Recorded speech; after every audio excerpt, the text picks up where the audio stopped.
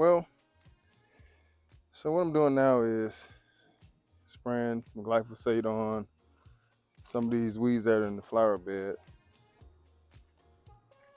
And one thing I noticed is I'm getting a lot of splurge right now. Well, not splurge, but spurge. That's spurge weed right there. It came out of nowhere. It was more so kind of empty in here.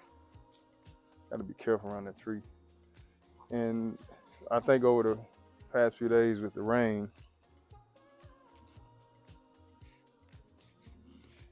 the spurge just came up. That's one thing I like about rock flower beds. You can even take a weed eater and weed eat stuff out.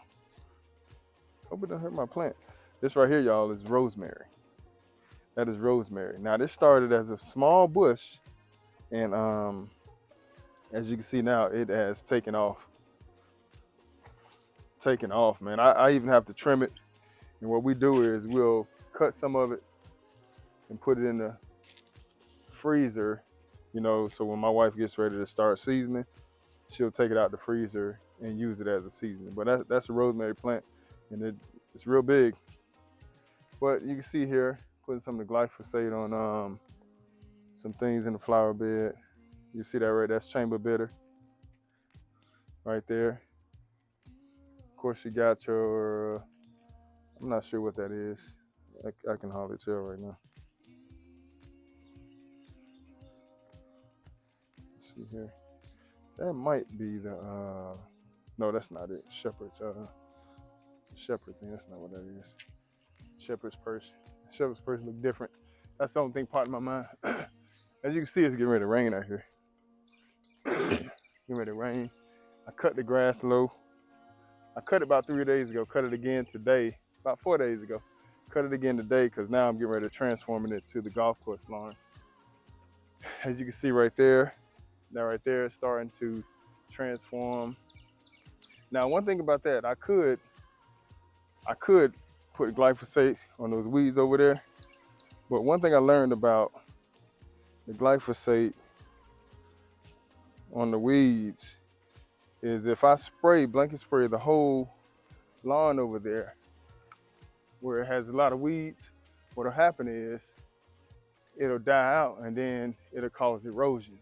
So I'm gonna kind of let this Bermuda, I'm gonna let it spread over into it and then kill the weeds as I go. It's hot out here and I can't see if the camera's picking up. Well, yeah, this is how I get the weeds out my rock bed. I just put glyphosate down. That's chickweed. Look at the chickweed. Look like chickweed. Yeah, American burnweed right there. As you can see, kind of hot now, but the rain's coming. I'm gonna come here and get along the edge right here.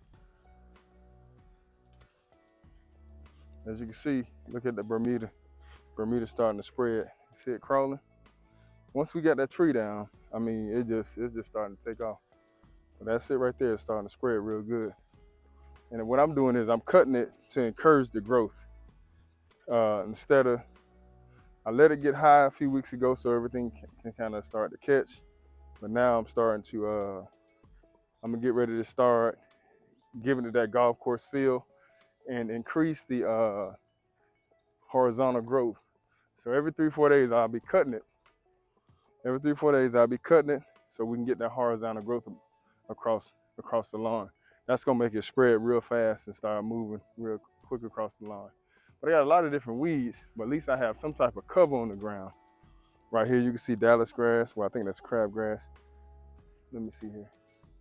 I just spray that like that. That way I don't turn the whole area white. Yep. Wife came out today. I was showing my wife some how the lawn looks. The first thing she identified